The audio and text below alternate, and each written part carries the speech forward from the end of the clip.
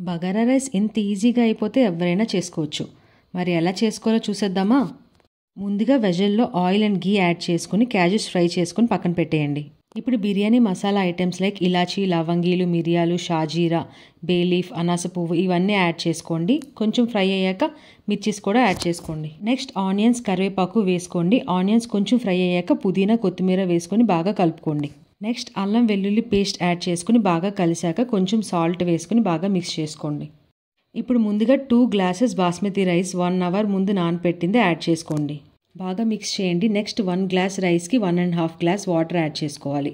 బాగా కలిపాక salt adjust చేసుకుని lid పెట్టేయండి. వెజల్ మీద రైస్ కుక్ అవుతుంది. మధ్య మధ్యలో రైస్ కుక్ అయిందో లేదో చెక్ చేస్తూ ఉండండి. రైస్ 90% కుక్ అయ్యాక ముందుగా ఫ్రై చేసిన క్యాజూస్ యాడ్ చేసుకోండి. మళ్ళీ లిడ్ పెట్టి 5 మినిట్స్ ఉంచి స్టవ్ ఆపేయండి. అంతే, బగారా రైస్ రెడీ. దీన్ని చికెన్, మటన్ ఇలా ఏ కర్రీతో అయినా తీసుకుని తింటే చాలా బాగుంటుంది.